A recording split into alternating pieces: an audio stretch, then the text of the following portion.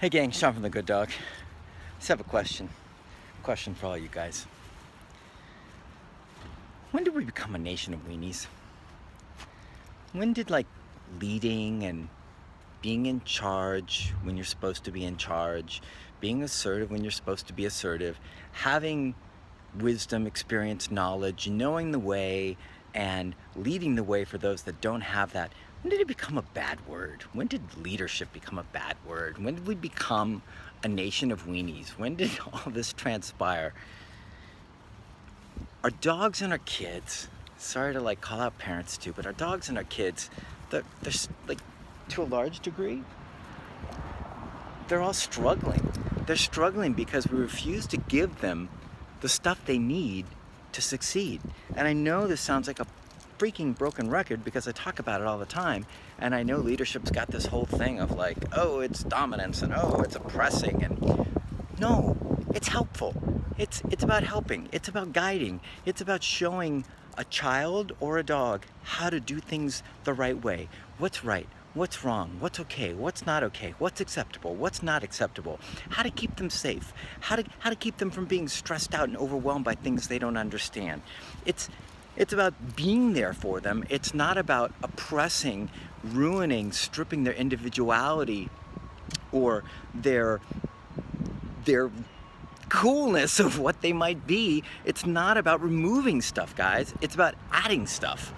And as soon as we can start wrapping our heads around this conversation and around this concept that somewhere along the lines, leadership became some dirty word that people are going to shy away from, or more importantly, they're going to shy away from the behavior of, right? So you've got all these parents that feel bad about, being heavy with their kids and laying down rules, feel bad about saying no to their dog, feel bad about having any kind of authority presence. That's your gig, guys. That's your job. Your job, if you're a parent, if you're a dog owner, is to be an authority presence. It's to be the one that knows more than the other in order to help guide, lead, and get the other to a better space to where they can live their very best life. Somewhere along the line, it became a dirty word. It became an uncomfortable process. We've been programmed and socialized and conditioned to feel shitty about all this stuff. And I'm just telling you guys, it's the number one reason that people bring their dogs to us, because they don't understand how to lead and guide their dogs. I just want to keep it simple. And I know it's going to watch the kids. The same thing's going on with kids. Yes, there's exceptions. Yes, there's great dog owners. Yes, there's great parents.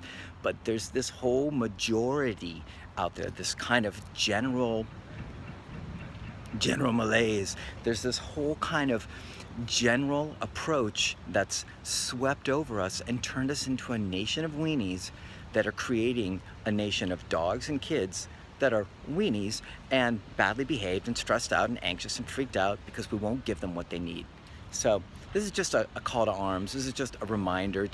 I would so love for all of us to actually engage in some debate and conversation about this and start to really think about making the switch, start to think about what we might be robbing our kids of, what we might be robbing our dogs of by not questioning this stuff we've been programmed with. I'd love to encourage everybody to get out of the conditioned programming and get into their own mindset of let's break it down, let's analyze it. That's your gig. Your gig is to help your dog or your child who doesn't know how to do better. That's your gig. Your gig isn't to be their buddy.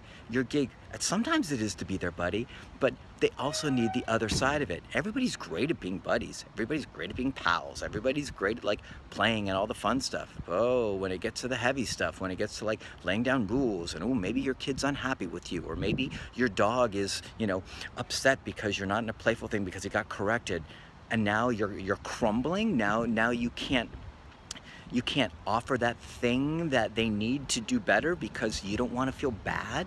How selfish is that?